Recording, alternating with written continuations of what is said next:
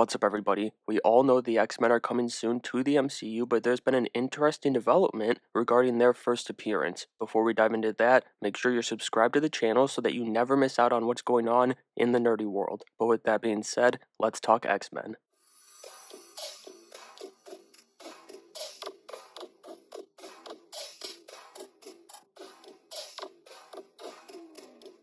Alright, like most of our X-Men updates so far, this is coming from the Snyder, Jeff Snyder, and while he is a very reliable source, this isn't official news, so take it with a grain of salt. Jeff is reporting that Marvel is looking at doing, potentially even before the first X-Men movie, an X Academy show to counter HBO's upcoming Harry Potter series. He didn't say who would be in there, but regardless, I've got three potential avenues for how I see this working out. The first option is the obvious one in my opinion, and it would just be a prequel show to the movie. Not necessarily required viewing to watch the movie, but something that gives a history to this team for fans who want to see that again and do their homework. I say that because and I think many others, believe they're just jumping straight into this reboot. We're probably not going to get another origin story, which is fine, and the age ranges of the rumored cast support that, most of them being mid to late 20s or early 30s. This would also be a way to get that stacked X-Men cast to draw people in. Like, in the comics, yeah,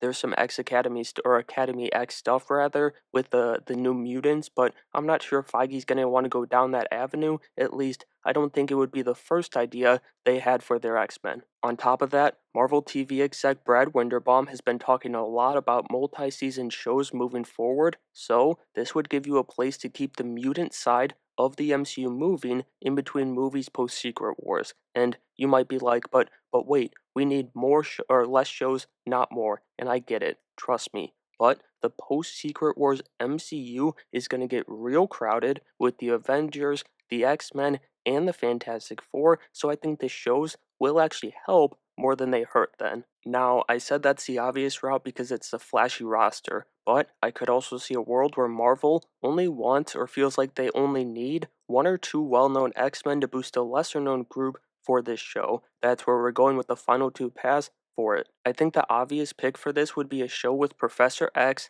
as the lead. He's the face of mutants and opens a ton of avenues for where you can go with the show, whether that be taking things to space with his connections to the Shire Empire and Lalandra, or just him finding mutants. I personally see the latter, him finding mutants, as the more viable option considering it's Disney Plus. But even there, you have options. Is it him finding the team that we're going to see in the movie? Is it him finding his first mutants? And is that the same team we see in the movie? Or are the X-Men a thing and he's building the school? Wherever they turn, I feel like there's rich stories to tell because they're bringing out the heavy hitters, the X-Men. I don't care how much you love the Avengers during the Infinity Saga, they're nothing compared to this team and the stories they'll bring about family, estrangement, and overcoming the impossible. They're unmatched. So that brings us to our final path for the show, or at least the final one I cooked up. As always, please let me know what you think they should do with this project down in the comments below. But the final route I see is centered around what I believe to be another notable X-Man, Kitty Pryde. This makes sense because of the casting that Jeff Snyder put out there, and if you haven't heard it yet, it's that Julia Butters is being eyed